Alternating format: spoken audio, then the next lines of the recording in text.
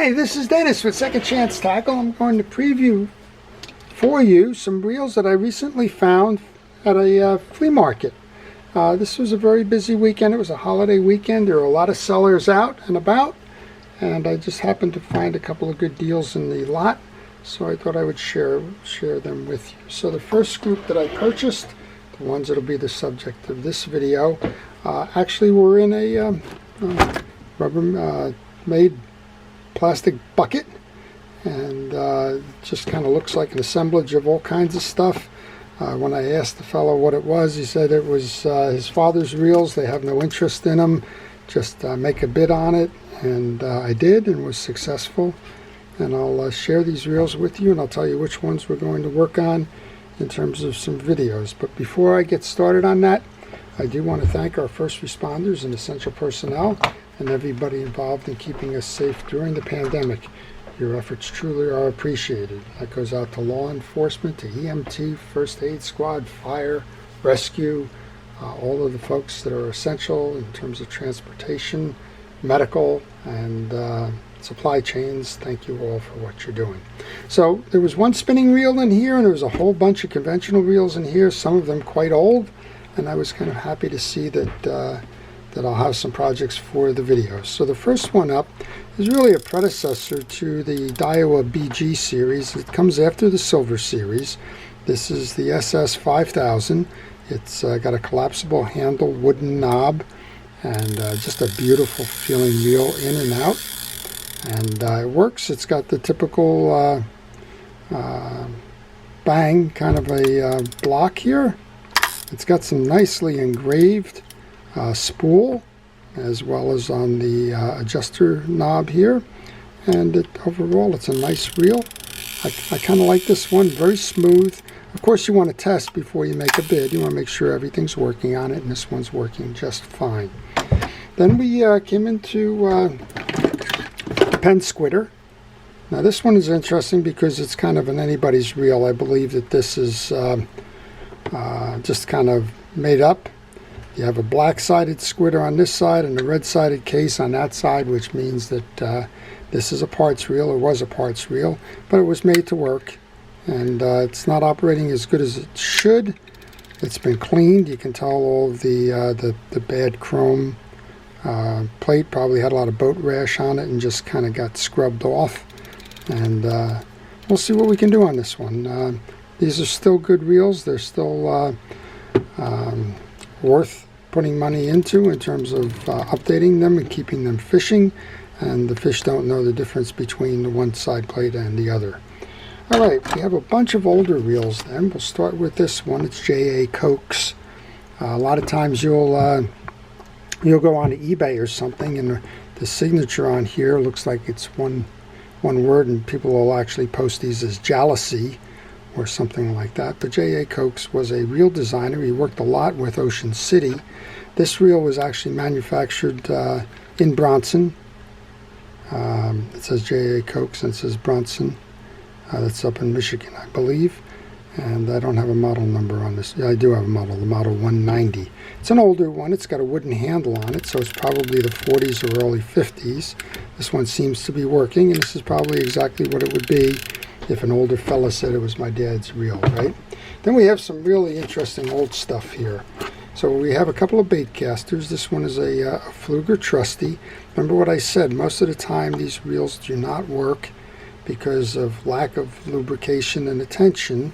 And again, if you're going to buy one of these, you just want to test to make sure that you have a line guide that works, that the handle is operable, and you can generally tell when it was last used by the age of the monofilament. In this case, that's very old. We have a second one. This one, by the way, it looks like it's got some kind of a bush fix on it. They probably lost the handle nut and did that. And as I mentioned on one of my other videos, I kind of like to just leave those bush fixes in place. This one is a Fluger Akron. Again, this one just seems like it's tight. The monofilament is yellowed, which kind of means it hasn't been seeing service in a while. You got some of the evaporated grease has bled out to the outside. But these are good reels, and they generally clean right up. I also have a second Fluger Akron. This one, again, they're working. They're just, you wouldn't take this one fishing right away, but they are working, and they're worth the effort to do. Then I got 4 really old reels. And these are Pennell. This one is a Pennell. And this one, it's hard to read on it. It just says steel pivot bearing. It's probably a German silver finish on this reel. Again, the wooden handle. These are called tri-pillar. You have 3 crossbars. You have a very sturdy, very thick reel seat in there.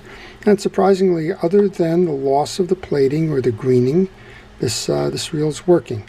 There is no free spool release. There is no anti-reverse on this one. This is what's called a knuckle buster.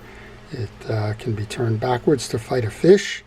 It can be cranked in to retrieve the line, and you provide all of the drag and all of the reverse. So I think we'll do that one because I haven't done that one before. This looks like its little brother. This is also a Pennell.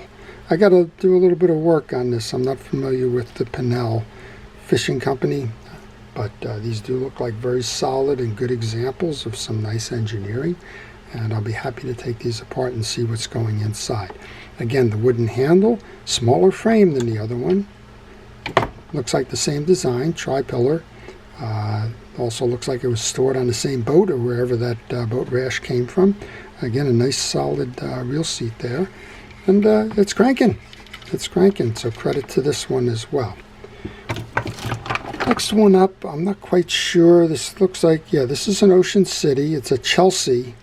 This one looks like some kind of a bush fix going on here. I can't believe that this side plate looked like that initially. These have some through screws going in here. Looks like it's trying to hold this assembly in place. I imagine that this side plate broke. That's all I can think. Again, wooden knobs generally signify that the reel was made somewhere in the 40s. They were generally replaced by Bakelite or plastic knobs after that. And this is a telltale sign of an Ocean City reel. It's the that little star adjuster for the spool. But this one's cranking, so credit to that. And then there's one more here of any significance. This is missing its bearing cover. This one is a Four Brothers, and I think I may have mentioned the Four Brothers in the past. This is a Sumco, Four Brothers Sumco. The Four Brothers were actually the sons of Ernest Pfluger, and they made trade reels, and Sumco was one of those, and they got marketed under the Four Brothers rather than the Pfluger nameplate, and I believe this is probably a 1930s reel. 2 screws to take apart the side plate, and I think I've already done one on the Sumco. If I haven't, I'll be happy to do that. And then I just got some various pieces and parts in here as well. Looks like 2 fly reels in here. I'm not sure if they have any names on them. This one doesn't, but you can tell the age on it. But that one's still going. This one looks a little bit newer, missing the handle, and that's probably just for parts. So that's one of the stops on the flea markets that I did over this holiday weekend. I hope you enjoy them. If you see any of these that you would like me to do, by all means let me know in the comments section. I'll be happy to try and do the videos on these. To make sure that you see these when I post these, I would ask you to subscribe, and if you do subscribe, please hit the notification button.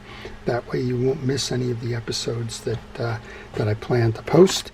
And whether you're looking for an update on the Daiwa BS5000 or any of these older reels, the best way to see that is to hit that notification button, and we'll try and do our best.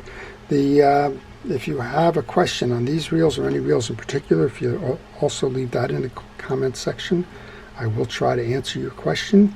And if you are stuck on a reel, perhaps you're trying to put it back together again, or you can't figure out why the reel is malfunctioning, leave that in the comments section as well.